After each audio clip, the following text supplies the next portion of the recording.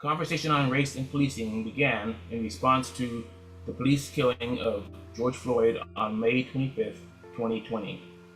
In this partnership between CSU San Bernardino and the Brennan Center for Justice, we hope to engage in ongoing discussions related to the history and current context of race, policing, and criminal justice with guests from diverse academic fields and backgrounds. Welcome all to Race and Policing, our 121 chapter, and we are glad to be here. And I want to introduce the people that are involved in this webinar. It's Mary Texera, Matt Polino, Jeremy Murray, Pamela Cross, Robbie Madrigal, Michael German, Amber Broden, and our technical advisor, Thin, who keeps us going. Now I'll pass it on to Matt Patino for the land acknowledgement. Thank you very much.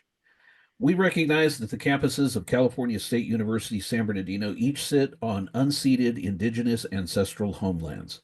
For San Bernardino, the land of the Gabrielino peoples, Chemehuevi peoples, Serrano peoples, and the federally recognized land of the Yuhaviatam of San Manuel Nation. For Palm Desert, the land of the Cahuilla peoples, and the federally recognized land of the Agua Caliente Band of Cahuilla Indians. We recognize that every member of the CSUSB community has benefited and continues to benefit from the use and occupation of this land since the institution's founding in 1965. Consistent with our values of community and diversity, we are responsible for acknowledging and making the university's relationship with Indigenous peoples visible. By offering this land acknowledgement, we affirm Indigenous sovereignty and will work to hold California State University San Bernardino more accountable to the needs of American Indians and Indigenous peoples. I'll turn it over now to Dr. Jeremy Murray. Thank you, Matt. I'll introduce our guest briefly. We'll have some opening remarks from our guest, and then it'll be followed by questions and discussion. And in the meantime, folks can feel free to add those questions to the Q&A section of the webinar. It's a delight, it's an absolute pleasure to welcome one of our co-collaborators, co-conspirators, co-organizers, Michael German, who's been with us now for several years, working on the conversations on race and policing. Michael German is a fellow with the Liberty and National Security Program of the Brennan Center for Justice at NYU Law School, where his work focuses on counterterrorism, law enforcement, and intelligence reform. He previously served 16 years as a special agent with the Federal Bureau of Investigation, 1988 to 2004, where he conducted criminal investigations and undercover operations. He also served as an adjunct professor at the National Defense University and at John Jay College of Criminal Justice, where he taught courses on terrorism, law enforcement, and civil liberties. He's the author of Thinking Like a Terrorist, Insights of a Former FBI Undercover Agent from Potomac Books, 2007, and Disrupt, Discredit, and Divide, How the New FBI Damages Democracy, from the New Press in 2019, and his upcoming book, which if you stick with us, you'll have a chance to win a free copy of, is Policing White Supremacy, The Enemy Within, also from the New Press, coming out in January. So if you toward the end of our talk, we'll have a little fun raffle. And if you win, I will ship a copy of the book to you. I also just want to note that Mike is also the subject of a really terrific film that he co-wrote and is based on his experience called Imperium. And you may recognize the lead as Daniel Radcliffe of Harry Potter fame. It's a terrific film, and it encapsulates a lot of what you'll hear in today's talk, I think, and what you'll read in Mike's books about questions of prioritization of resources in terms of FBI investigations. You'll notice from the opening seconds of the film a kind of entrapment scene that's taking place with an alleged terrorist, and that in contrast to the remainder of the film, the bulk of the film, based on Mike's experience as an undercover FBI agent with white supremacist groups. So before I chatter too long about our guest, I'll turn the floor over to Mike. Thank you so much, Mike, for joining us today.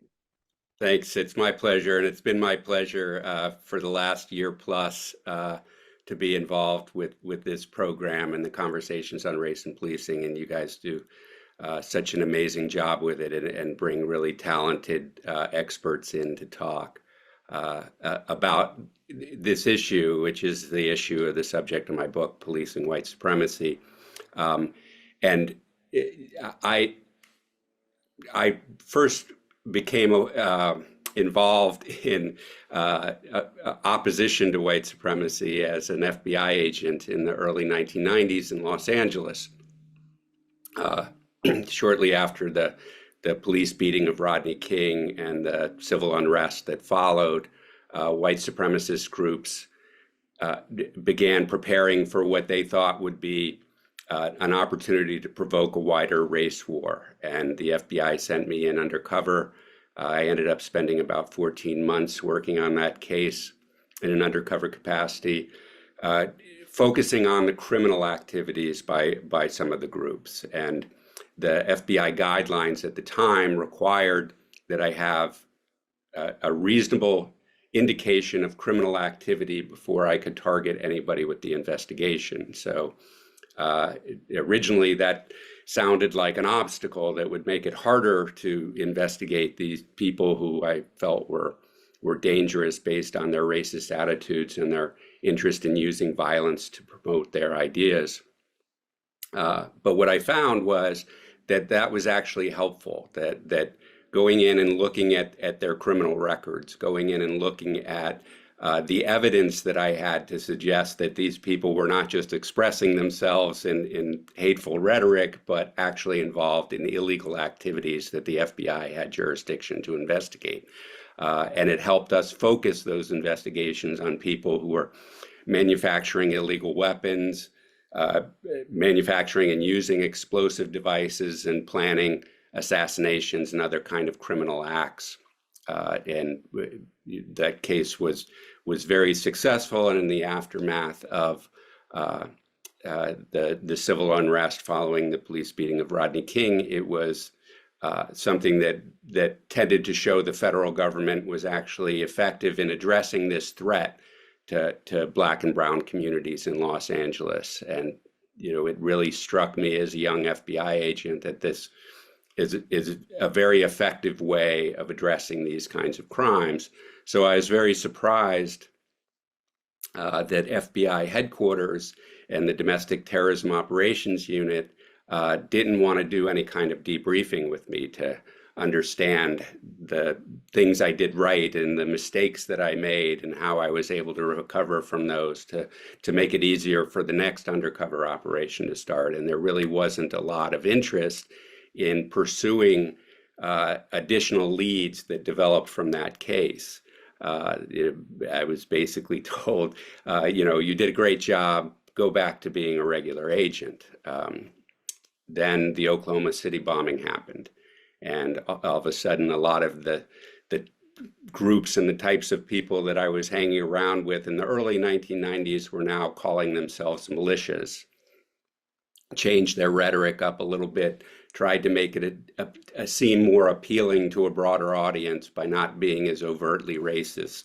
And an agent in Seattle asked me to come out there and help him with a group that was engaging in some criminal activities.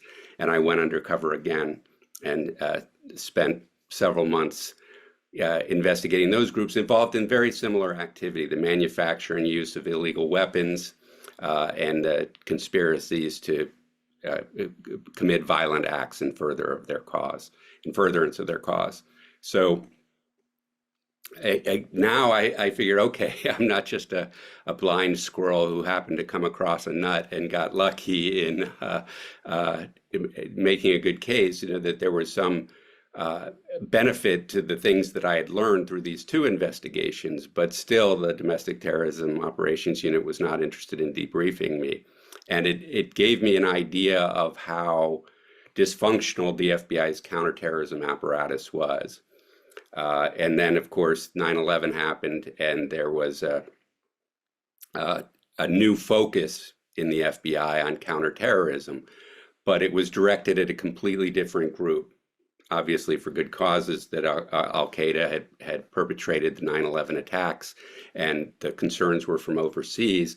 But one of the things that's really important to remember is that white supremacists continue to present a violent threat to Americans here in the United States, and yet it got very little attention, both from the federal government, from state and local law enforcement, and from our elected leaders. Though counterterrorism had become a priority, what was the way that white supremacist terrorism was characterized treated it as something different in kind from international terrorism by groups like Al-Qaeda, even though through most years, white supremacists kill more Americans than any other kind of any kind of terrorist group, particularly any kind of domestic terrorist group. And at the time, the FBI was saying that even within our domestic terrorism program, we consider environmental activists, eco-terrorists, the #1 domestic threat, even though there hadn't been a single homicide committed by environmental activists at the time. And it really had a profound impact on me, and I ended up leaving the FBI and going to the ACLU because I could see the way that the FBI and the federal government were transforming the counterterrorism apparatus in the United States was actually not going to help address these problems effectively, and in fact would exacerbate them, would create a situation where entire communities were seen as suspect, and it's a frustrating part of this work is having an understanding of white supremacy in this country should be common, right? We were established as a white supremacist nation. Our founding documents enshrined white supremacy in the law, right? We had chattel slavery for 100 years of our existence, and even after it was outlawed, we had Jim Crow laws. Again, white supremacy being encoded into US law to ensure that the racial hierarchy remained even post-slavery. And it's only within my lifetime that the civil rights movement actually finally changed the law, but white supremacy still infects every aspect of our lives. It certainly still impacts the law. When we look at immigration law, for example, it treats certain populations very differently from other populations, and often based on the color of their skin or their religious beliefs.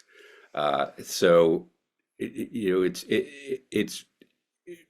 there's a common misunderstanding of how white supremacy works, and that permeates through law enforcement.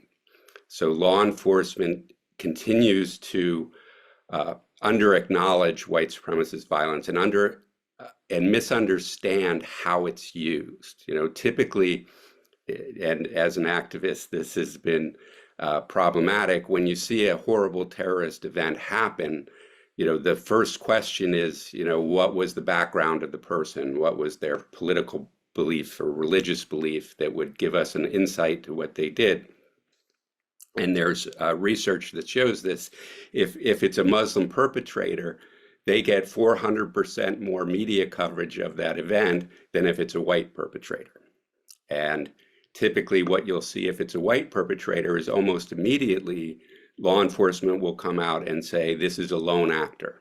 This is a lone shooter, a lone wolf. They have all this terminology, but it's often before there's even been an opportunity to do any investigation.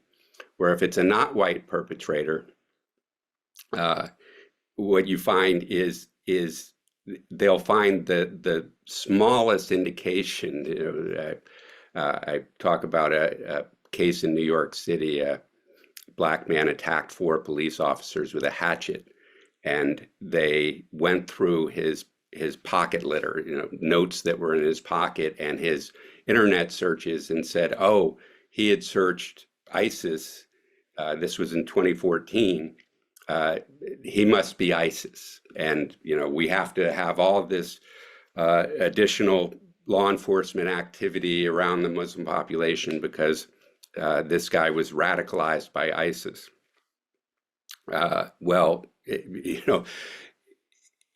Anyone who lived in the United States of America in 2014 would probably have done a Google search for ISIS because it was the top of the news every single day, right? It's not necessarily an indication of somebody's motivation for doing this. And there was a lot in his background and some struggles that he had that had nothing to do with any kind of political ideology that would probably more likely explain why he would do something like that.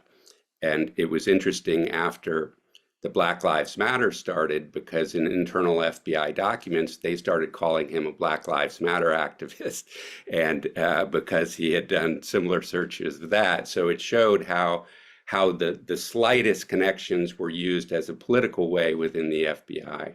So after the Unite the Right violence in Charlottesville, Virginia, I decided that I'd have to start writing some materials and reports to alert Congress to how white supremacy infected our society, and how white supremacist violence was used to leverage that activity in a way that was dangerous to our democracy. And I wrote a number of reports for the Brennan Center.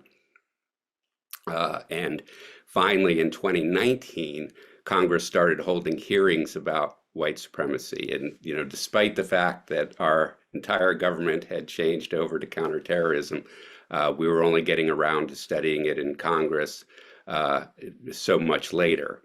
But there were a number of hearings, and unfortunately, what you saw at those hearings was law enforcement reluctance to engage on the issues. And in fact, in 2020, I was asked to testify in a hearing about white supremacy in law enforcement. And my reporting on that was based on internal FBI documents that had been released through Freedom of Information Acts or other leaks. So in these documents in 2006, the FBI acknowledged internally that white supremacist groups had infiltrated law enforcement, and some people in law enforcement were attracted to white supremacist groups, and that posed a threat to the integrity of FBI investigations. Interestingly, that memo didn't talk about how the FBI was going to protect the community from these white supremacist police officers. In 2015, the FBI Counterterrorism Policy Guide, again, an internal document for FBI agents, recommended to FBI agents working domestic terrorism cases against white supremacist groups not to put their subjects on the terrorist watch list, because the police could see that, and police who might have an affinity for those groups could do harm to the investigations. Again, an internal recognition that this was a problem, but no public policy about how the FBI was going to address these crimes. And in that hearing, the chairman, Representative Jamie Raskin, asked the FBI to come and testify and to update their internal guidance on this problem of white supremacy in law enforcement. And the FBI refused and actually renounced their earlier intelligence reports and said that they didn't think those were accurate. And of course, that was roughly 3 months before the January 6th attacks on the Capitol, in which white supremacist groups and far-right militant groups tried to obstruct the election, and among them were at least 28 police officers. So clearly it was a problem, but I think the episode reflects the reluctance of law enforcement to acknowledge the problem and to actually develop policies to address it. So I wrote the book as a way to make those arguments salient in one place about how law enforcement could more effectively address these crimes, and what we need to do as a society to understand better how white supremacist groups that we treat as extremists are actually much more mainstream than we want to acknowledge, and how they actually affect policy. And I've said before that terrorists use violence like amateurs, and governments use violence like professionals. Their ability to harm people is at a much greater scale. So when you have white supremacist militants having influence with government officials, that's where it's most dangerous. So that's my opening remarks, but I'm happy to take any kind of questions. Well, Mike, the first question I have, and it's from Angie, and I had the same question myself, is do you feel other agents in the FBI feel the same as you do? So, one of the things to keep in mind when we talk about government agencies, we often generalize, but the FBI is made up of approximately 35,000 different employees, all who have different ideas. In my experience, the agents on the ground who are trying to protect their communities recognize the problem and try to do their best to address it, but you have a system institutionally that doesn't see it as a problem, certainly doesn't see it as a national problem, and doesn't see it as a national security threat. Racism remains a problem within the FBI. The FBI is still a disproportionately white male organization. The special agent cadre, which are the people we think of when we think of the FBI and who have influence within the organization, are still roughly 80% white and 80% male. I think that just in the last couple of years, they've increased the female population. I think it's now up to 24%. So about 75% male and about 80% white, 78 to 80% white. So, despite, again, our laws changing and anti-discrimination laws put in place, it's still just institutionally preferences white males in the hiring and retention process. Actually, there was just recently a lawsuit settled by female trainees who were finding that they were discriminated against and sexually harassed during training, often to force them out. During my career, Black agents sued the FBI and won discrimination class actions. Latino agents also sued and won class actions. So it's a prevalent problem that isn't being addressed with the rapidity that it needs to. And if you look at the voting preferences of white males throughout the country, you can get an idea of the attitudes of the white males in the FBI. They come from our society. So I think that there are plenty of agents in the FBI who would like to do this work similar to what I did, but it's just hard to overcome that institutional reluctance, and the institutional reluctance to see the problem for what it is, because one of the issues is this idea that every attack by a white supremacist is an isolated incident. This is a one-off, this is lone wolf. We don't have to gather information about other similar crimes in the area. I'll ask any of the hosts, do you know how many people white supremacists killed in the United States last year? Anybody? Neither does the FBI. The FBI does not collect domestic terrorism incident data or the fatalities that result from that data. We worked with Congress, and in 2019, Congress passed the National Defense Authorization Act of 2020, which required the FBI to annually report the number of domestic terrorism incidents, the fatalities that result from it, the number of investigations they open, the number of indictments and convictions for every domestic terrorism category that the FBI has. The FBI has since then, 3 years in a row, issued reports that say, well, state and local law enforcement aren't required to collect domestic terrorism incident data, so we don't have it. And it's like, no. State and local police aren't required to collect it. You're required to collect it. This is your number one priority. How can you know how many bank robberies happened? Every year, the FBI issues a bank robbery report that says how many bank robberies happened, where they happened, how the perpetrator got into the bank, how they left the bank, what type of weapon they used. But they don't collect domestic terrorism incident data.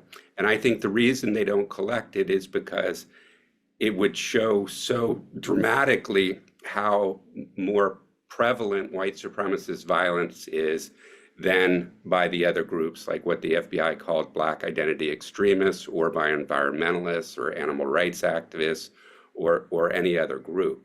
And it would make it hard to justify putting investigative resources towards those other groups that they prefer to investigate because they don't like their political views or political goals. And so that's a big part of the problem, is just the failure to collect data that would provide information that could be used as intelligence to understand how these local groups operate. Yeah. My brother was an FBI agent, recruited at a young age, and he was in there for, I think it was 5 years, and he left the FBI to become a DC policeman because of the atmosphere inside the bureau. The organization, are the white supremacists organized? They're organized in a more national and international system than it would appear, but they intentionally disorganize to avoid law enforcement scrutiny. This was a tactic that was developed in the 1970s by a Ku Klux Klan's leader named Louis Beam, called leaderless resistance. And he and some other white supremacist leaders of groups had been charged in a nationwide sedition case that ended up, they were acquitted. But what they learned from that is that having an above ground organization creates a liability and makes it easy for law enforcement to attack the organization. So he used an old methodology of having the violent actors break into smaller groups where they don't let the entire group know about the conspiracy, and they try to move it forward in a strategy that is broadly national and international. You know, one of the interesting ways that the FBI subordinates domestic terrorism, or subordinates the investigation of white supremacist crimes, is that they consider it domestic terrorism. So, you know, a group like Al Qaeda that's foreign based, you know, that creates different kinds of problems for the government in addressing criminals that reside overseas. So that's considered international terrorism, and they have more aggressive and sensitive tools that they use to get information necessary to address those threats. But domestic terrorism is treated as a regular crime problem, which is fine. I worked it as a crime problem, and you can, law enforcement has the tools to do that effectively. But if you had a Muslim kid who was born and raised in San Bernardino, had never left the state of California, had never associated with a foreigner, commit a crime, because he's Muslim, the FBI would consider him a foreign terrorist. And if you had a Canadian who came into the United States, crossed an international boundary to commit a crime, but he was a white supremacist, he would be considered a domestic terrorist. Right? And when asked about this discrepancy in a hearing, white supremacists, or I'm sorry, an FBI manager said, well, when we talk about foreign white supremacist attacks like the Christchurch attack in New Zealand, or attack by a white supremacist in Norway that killed 70 people, they call that international domestic terrorism. Right? It's weird how these words don't really apply to what's happening, and they're not focusing on the actual criminal activity or the tools that are involved. They're focusing on ideology, and they consider white supremacy a domestic ideology, even though we didn't invent Nazis, right? White supremacy has long been a broadly international movement. It justified European colonization of Africa and other continents, right? This is those it justified the slave trade. It justified all kinds of activities that had nothing to do, or not exclusively to do, with the United States of America, and yet they consider that international domestic terrorism, even if it's foreigners committing that act.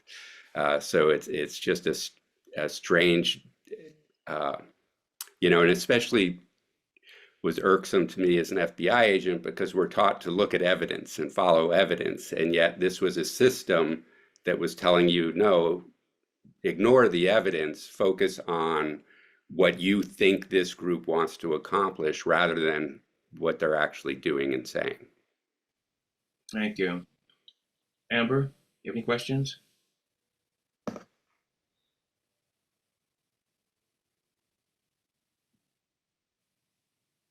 Can you come back to me, please? I sure can.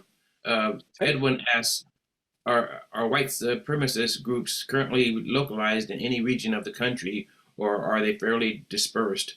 I know in the 90s, Pacific Northwest was an area with a lot of activity.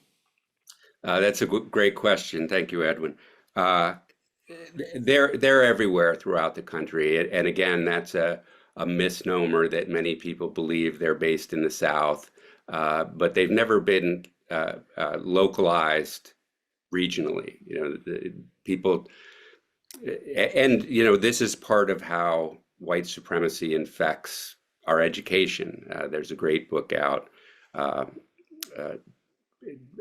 about white supremacy in education right now, and I'm blanking on the author's name, where we've forgotten this part of our history. The Ku Klux Klan was actually very strong in Southern California, as well as throughout the states, outside the Deep South, where they're so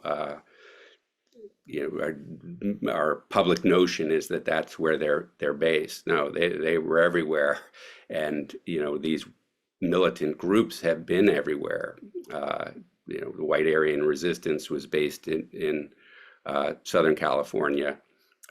You're right, Pacific Northwest is an area where a lot of these groups are, but you can find them in the Midwest, you can find them in the Northeast, you can find them all over. And where what I talk about in the book is how events like the Unite the Right rally in Charlottesville that descended into violence in 2017, that was an attempt by all these groups to show their power, right? That normally these were groups that, because of the law enforcement scrutiny, kind of hid out in the dark areas. But when the Trump administration came out and was making racist calls about immigrants and other populations, it sort of emboldened these groups to feel like they could actually come out in public and commit violent acts. And you saw people from all across the country. There were groups from California who were there in Charlottesville committing acts of violence. There were groups from all over the country. And the mistake that law enforcement made was to treat that again as a one-off. Well, okay, this was one bad day and they all went home and they're not from here, so we're just gonna not really pursue anything other than the homicide that one white supremacist committed. And we'll all call it a day. And they didn't realize both in how they failed to anticipate the violence by failing to look at their criminal records. They treated it as this is a big protest rather than recognizing, no, this is very violent groups and violent individuals who are coming here professing their intent to commit violence. And instead treated it as a protest that became violent. And one of the after action reviews examined all the intelligence they were able to gather, and it was tremendous. Because of the post 9/11 counterterrorism environment, we've created this domestic intelligence network of law enforcement intelligence units and fusion centers and FBI joint terrorism task forces, and they had a tremendous amount of information about the individuals and groups who are coming, but they didn't search their criminal records. They followed their social media, their public-facing social media, but they didn't look at their criminal records. And they said, well, we thought that would violate their rights, their First Amendment rights. And it's like, no, monitoring their social media is violating their First Amendment rights. They have a right to speak out and say what they want. It's the criminal element that law enforcement has jurisdiction to investigate, and they weren't focused on that. And many of the people who committed violence at Charlottesville were people who had violent criminal records. We saw during, I'll get with you just a minute, Jeremy. We saw on Black Lives Matter, very interesting, right on TV, there was a tall white man tagging and breaking windows. And it was obviously he wasn't a member of Black Lives Matter. And so so the cause of him doing what he was doing and others doing what they were doing caused Black Lives Matter to become violent. And their policy was nonviolence. Exactly. And that's a little discussed aspect of this. One of the, if you look at the most serious violence that happened during or adjacent to Black Lives Matter protests, it was committed by white supremacists and far-right militants. One of the people who was the first to shoot at the police station that was ultimately abandoned in Minneapolis and burned was a member of this autonomous group called the Boogaloo Boys, where they had far-right militant attitudes and were trying to start a race war by joining with the Black Lives Matter movement to make it violent. Joining with those protests in Oakland, California, two people who were involved in a far-right militia shot and killed Department of Homeland Security officers, and later killed a police deputy when they were trying to catch him. But he intentionally targeted an office that was adjacent to where a Black Lives Matter protest was happening to try to create this false notion that the Black Lives Matter protest had something to do with that violence rather than this far-right violence. So again, it's a misunderstanding of how these groups operate, that if law enforcement was more on top of it, again, just tracking their criminality. What they have to do is not pay attention to the ideology as much as they pay attention to the criminal acts. Jeremy? Thanks, Stan. I have a couple questions, but mine will be sort of rambling. So instead, I'll go with Amber's here first, and then if we have time later, I'll come back to mine. Amber notes that tonight she'll be showing in her class the film 13th to discuss how incarceration serves as a modern form of slavery. She wishes she could have you in class, Mike, to further elaborate on the evolution of the police department, particularly its origins in slave patrols. And then her other comment. Amber's audio is a little spotty, which is the reason she posted that she thinks the conversation is excellent. And thank you for your work, Mike. She continues to be both, I'll just read what she said. I continue to be both surprised and intrigued by your work experience, passion, an emphasis on how white supremacy continues to permeate the system. And back to your question about if any of us know how many white supremacists have committed a crime or a murder, I've referred to Mapping Police Violence, the website, which is in the, I'll put that in the comment section for everybody to see in just a second, to assess the prevalence of police brutality, which biasly I relate to implicit bias within the police department. However, your discussion has opened my eyes to the nuances of data reporting, as well as what appears to be the intentional erasure of white supremacy in these records, as well as the mislabeling of those in the outgroups.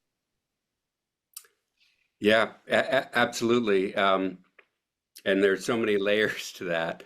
Part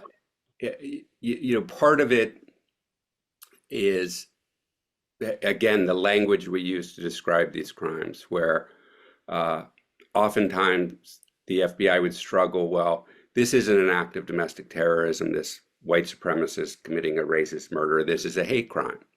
And in the FBI, domestic terrorism is terrorism is the number one priority. International terrorism somewhat prioritized over domestic terrorism, but it remains the number one priority, lots of resources. The investigations are very broad. In other words, if there's a domestic terrorism act, they're not just looking at that to solve that act, but rather looking broadly to see what other individuals might have been involved, what other groups might have supported that kind of effort. Hate crime is investigated by the Civil Rights Division. That is much lower on the priority list, not very well staffed. The investigations are very narrow, just trying, the point of the investigation is just trying to prove the motive, the biased motive of the act. And those cases are very small. Do you know how many hate crimes happen every year? Neither does the FBI. Despite the fact that in 1990, Congress passed the Hate Crime Statistics Act that required the Justice Department to report national statistics on hate crimes. The FBI does the same thing, where they defer to state and locals to report, not acknowledging that state and locals have obstacles to doing that kind of work. Some of it, they don't want to do that kind of work. Some of it political, right? If you're the mayor of a mid-sized city somewhere in the heartland of the United States, you know that this system of reporting is completely voluntary, right? You don't have to report data to the FBI.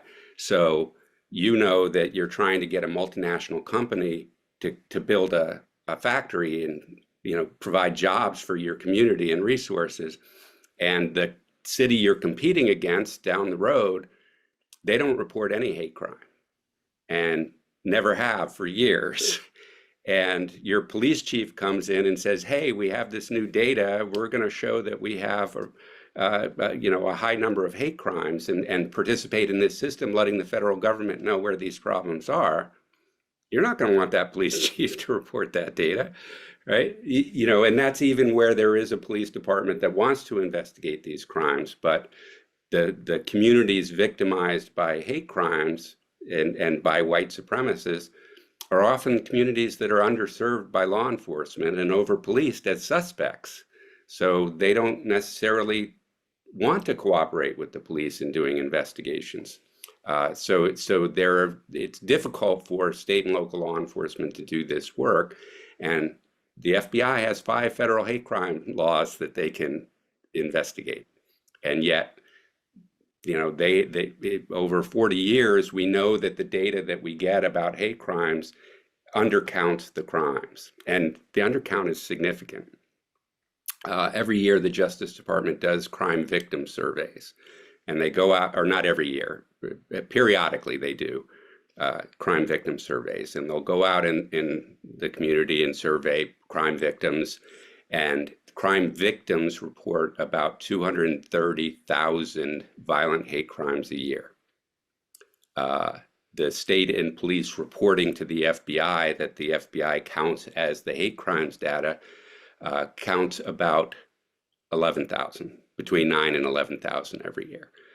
But that's usually with only about 15% of police agencies reporting. Most police agencies just report 0. with 5 federal hate crime statutes, the Justice Department prosecutes roughly 50 defendants a year.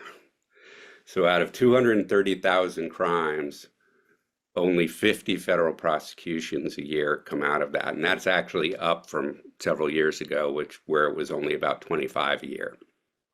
So clearly we're not resourcing those kinds of investigations in a manner that would actually address the threat. And of course, if you're not looking at those crimes, you don't know how many were committed by organized white supremacist groups. If you're not counting those crimes when a group gets involved in something that's serious, it's much harder to tie it to the other groups that they were associated with. And it becomes a lack of intelligence, and that intelligence is simply lost because we choose not to investigate it. Jeremy? Yeah, I'm trying to formulate a question here because I think this is so holistic to when we started this series. We haven't yet renewed funding for the spring, and I hope we can find a way to continue the series in the spring. I'm very hopeful for that. But this is such a really terrific way of encapsulating so many of the events, 121 events we've had in the series so far. Because this word priorities is absolutely essential to understanding, to getting past this sort of perceived neutrality of data collection. There's a decision that goes into what data is collected, and I think this is really important in the perceived neutrality of law enforcement, and down to ideas like, of course, more cultural ideas like meritocracy and that kind of thing.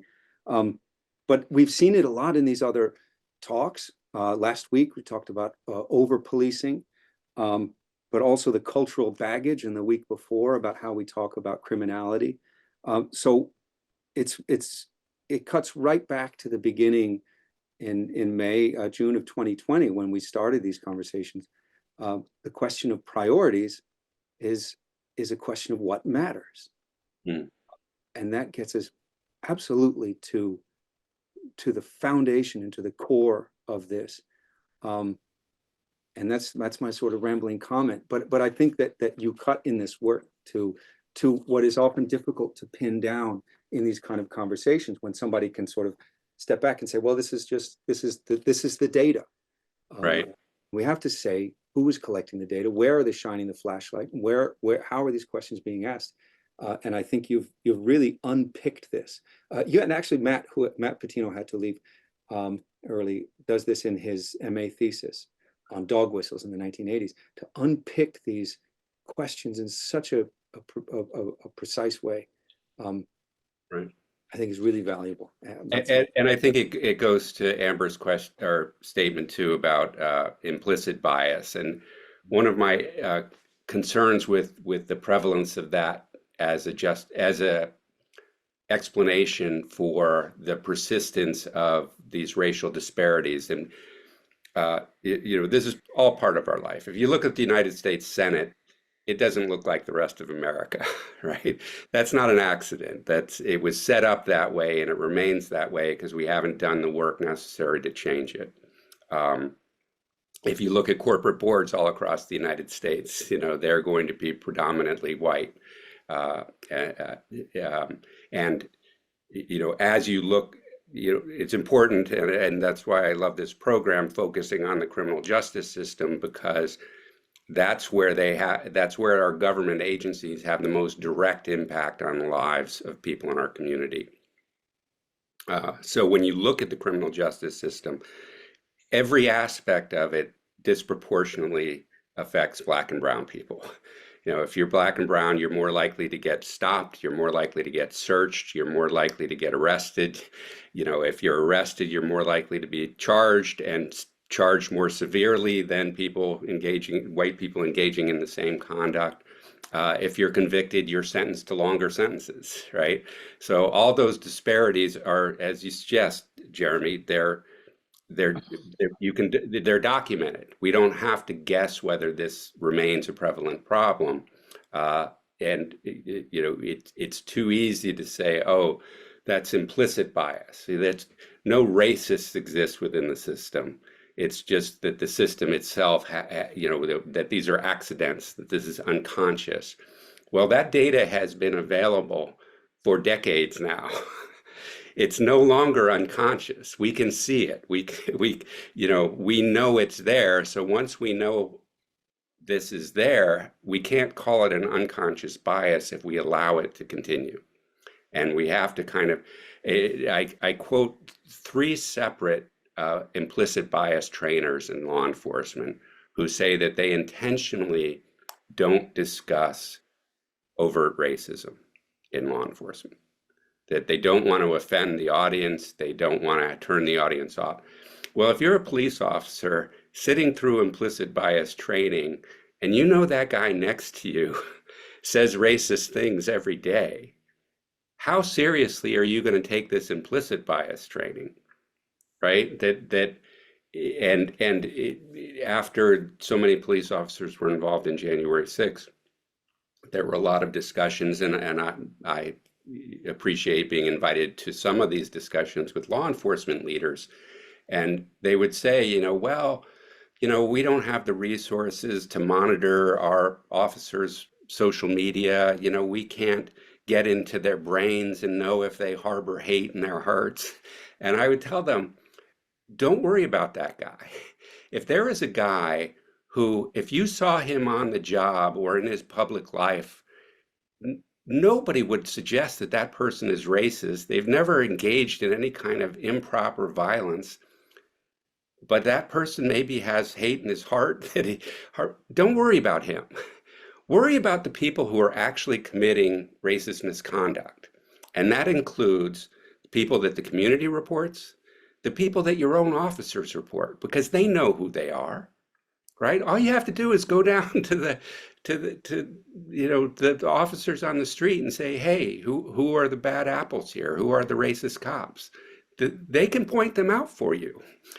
But you have, today, it's more dangerous to your career to report the racist misconduct of a colleague than it is to engage in racist misconduct. And that's the problem, is that it's allowed. When we talk about the George Floyd incident, I always want to bring up that the person convicted, the lead actor, Derek Chauvin, he had several previous complaints over his career about racist and violent misconduct. He was selected as a police trainer, right? That, I believe that due process is necessary even for police officers, and anyone accused the police department should have to prove that they have done something wrong. I support that. But when it's proven that somebody has engaged in misconduct, or there are enough complaints to raise that question, why would you select that person to train young officers, right? That this is not an accident. It's not implicit. It's intentional. That that this type of officer is allowed to survive within law enforcement, and particularly for the FBI, which has jurisdiction for investigating civil rights violations by police officers and domestic terrorism. They should be hyper-focused on this, but again, they don't. There's one case over the last 12 years or so where a racist crime by a police officer, where there was evidence that there was racist intent, only one has been charged as a hate crime. That's it's again categorizing this in a different way. I mean, fascinating to me. The federal government prosecutes a significant number of violent white supremacists, not as domestic terrorists or as civil rights violators, but as gang crimes.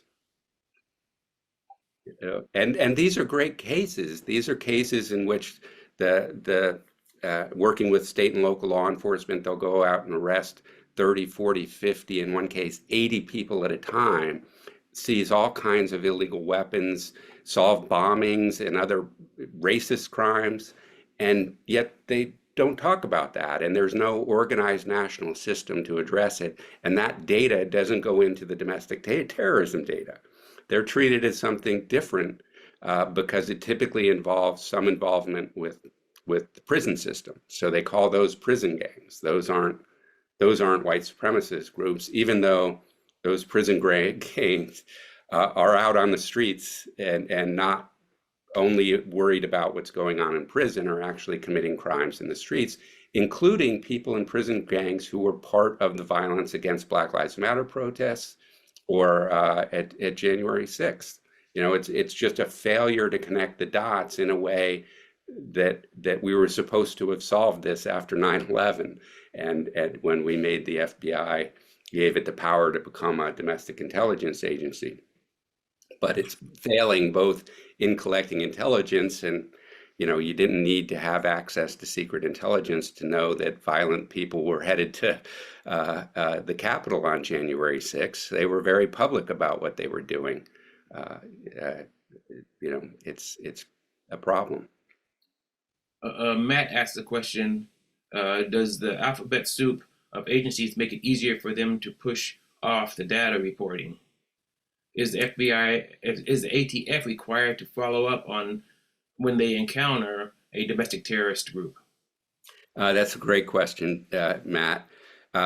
So interestingly, when the federal government does these gang investigations, typically they're on violent crime task forces, and those task forces are often led by the ATF, Bureau of Alcohol, Tobacco, and Firearms, or even the DEA. And I haven't seen where that data has been brought into the domestic terrorism context, although I will give the Los Angeles FBI some credit. Recently, they did one of these cases where they arrested a high number of people in one of these violent crimes sorts of cases, and the ATF, I believe, was involved in that investigation, but it was operated through the Joint Terrorism Task Force. So, I don't know that they're taking my advice that I've written about in previous articles and in testimony, or whether that was just a one-off. I'm hoping that this becomes part of their policy and procedures, but we have to wait and see. They've still resisted publishing data that would allow us to see how they're using their domestic terrorism resources. And it's hard for me to believe that they don't have that data. I was an FBI agent. Our activity was pretty well documented and maintained. Our supervisors knew what we were doing all the time. They knew what cases we were working on, how much time we were spending on them. So the idea that the FBI doesn't know what its investigators are working on is specious. It sounds like it's a dirty laundry thing where you don't want to air your dirty laundry, and not only in the FBI but also in local police.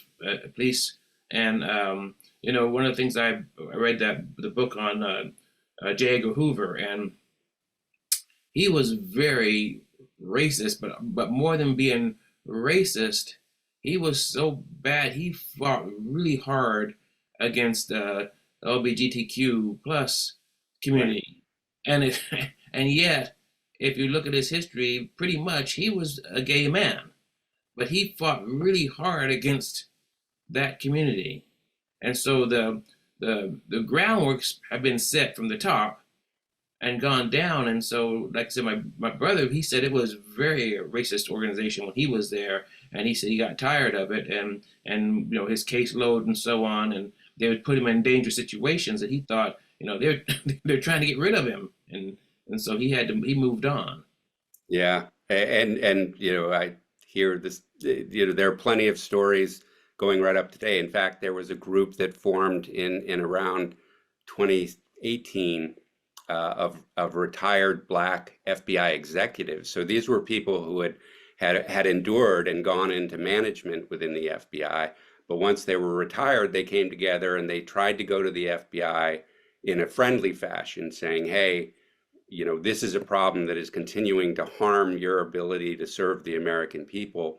We want to engage with you to address the enduring racism within the FBI and discrimination within the FBI, and it just kind of went away. You know, that's you know, and a lot of it's about power. You know, if the FBI published the data that it knew, then policymakers and the public could demand it do different things. It could demand that they work more aggressively against white supremacists if they saw the disparity in the number of violent attacks and fatal attacks by these groups compared to environmental activists. But the FBI as an institution wants to make those choices themselves based on their own biases and proclivities. So their interest is in keeping the public in the dark about that so that they can justify targeting the groups that they prefer to target. Very good.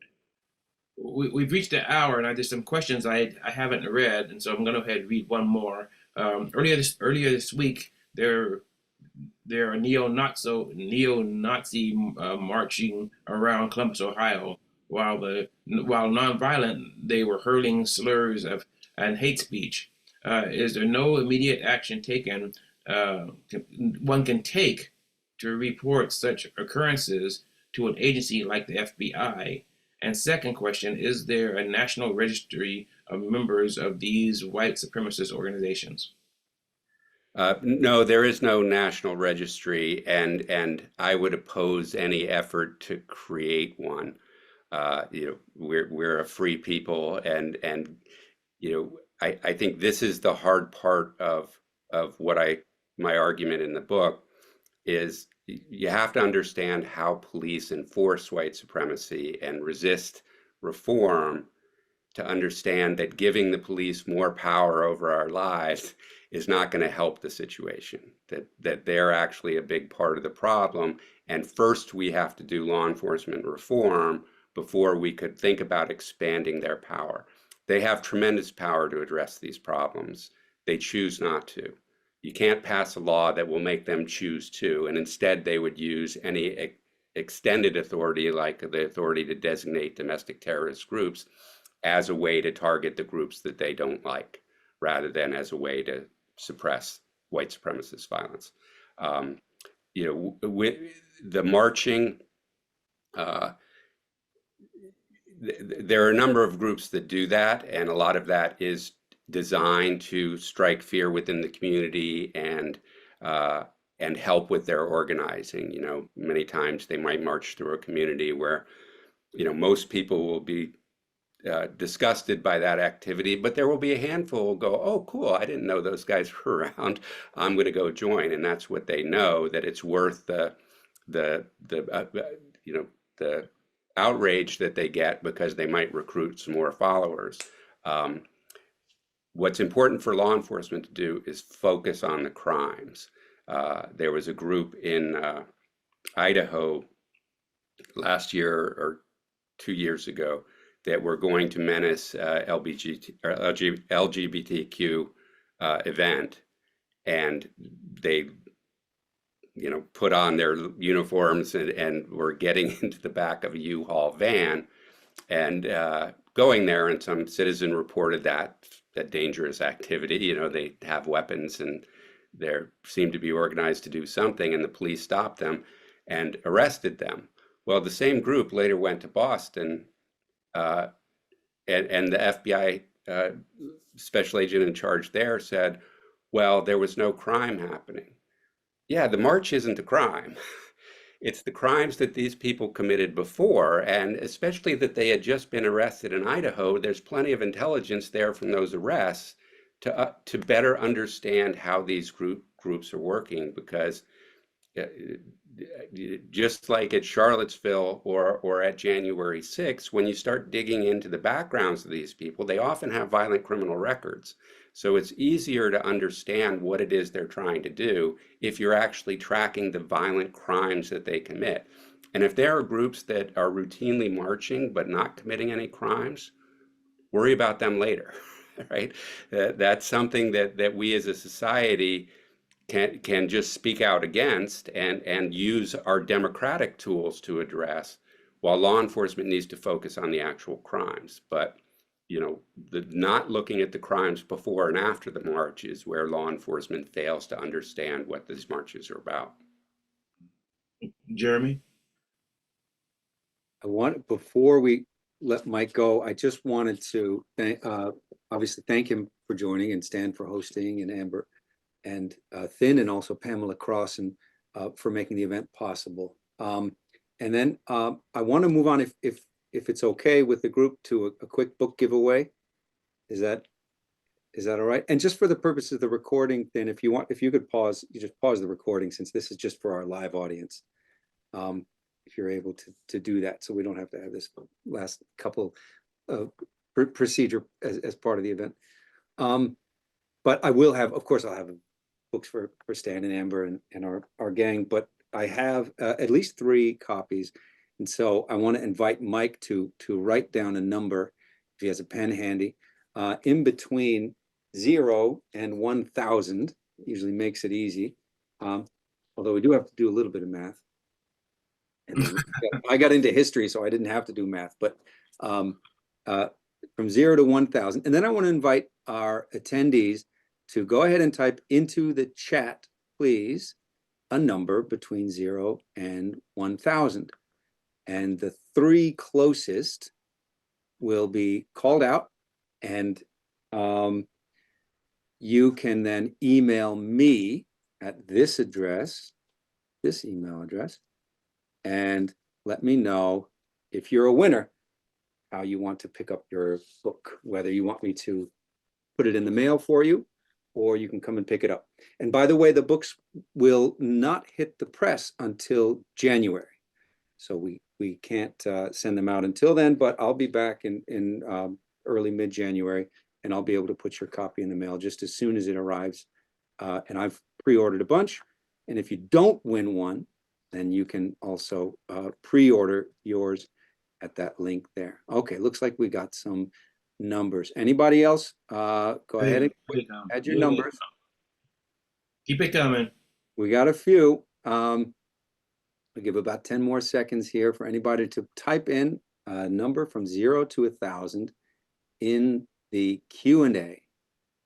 And then we will see who our 3 top winners are.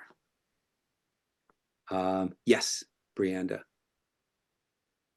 Okay. Mike, I'll see if I can do some back of the envelope math here. What is your number? 4. Number 4. All right. All right. Let's see if we got some single digits here. We had 60. 60 and 87. That's 87. Elizabeth Arvizu and Stephanie Hernandez. Elizabeth Arvizu and Stephanie Hernandez. And then we have one more. 333, I guess. There's a got 222. Alyssa. Oh, okay. Alyssa Taylor. And there's our third.